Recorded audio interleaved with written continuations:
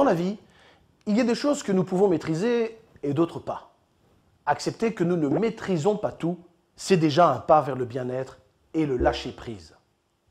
Essayer de tout maîtriser demande énormément d'énergie et nous empêche de profiter de tout ce qui va bien autour de nous.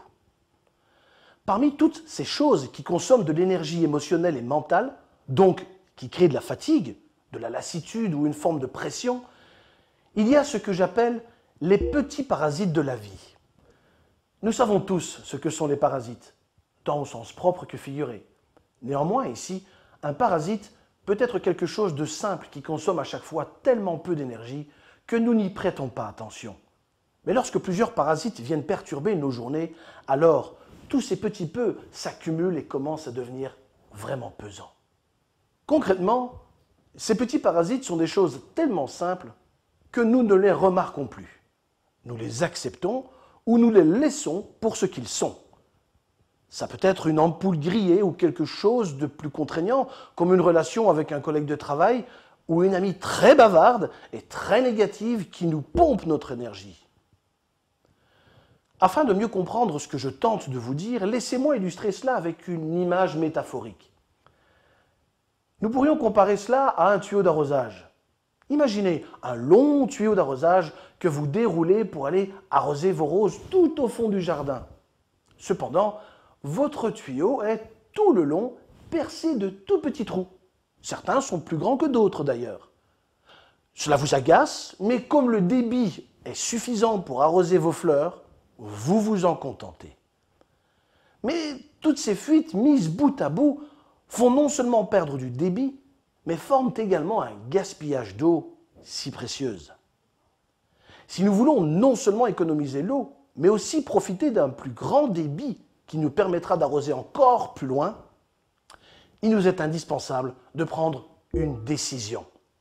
On répare les fuites, ou au mieux, on remplace le tuyau.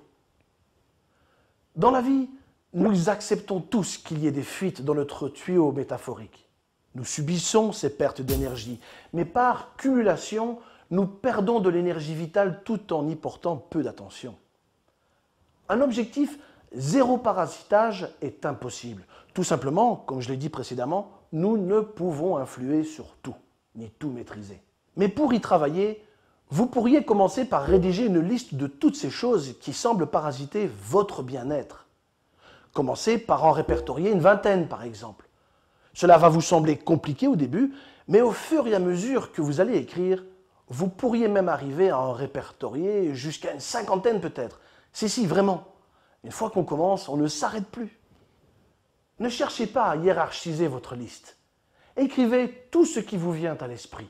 Vous en trouverez dans tous les domaines de vie, votre environnement, votre famille, vos amis, vos voisins, le travail, le chien des voisins, vos possessions, la salle de bain et une fuite, la voiture, un vieux meuble dont la porte grince, la télé qui ne fonctionne pas bien, un ordinateur qui rame, votre déclaration d'impôt, des comptes à faire, n'importe quoi. Et tout en même temps, en fait, écrivez toutes les petites choses qui vous agacent.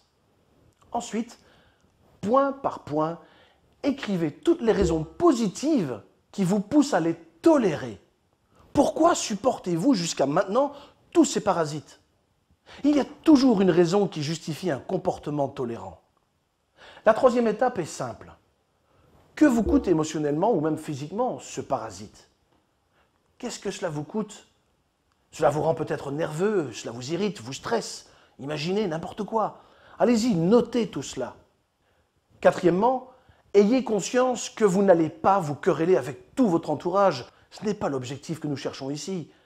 Mais cela vous aidera à prendre conscience de votre environnement et de répertorier tout ce que vous pourrez changer. Après lecture de votre liste, vous pourriez maintenant hiérarchiser votre liste. Quels sont les parasites les plus lourds à votre avis? Ceux qui vous pèsent le plus. Ensuite, et c'est maintenant en connaissance de cause que vous allez décider d'agir là où vous pouvez le faire.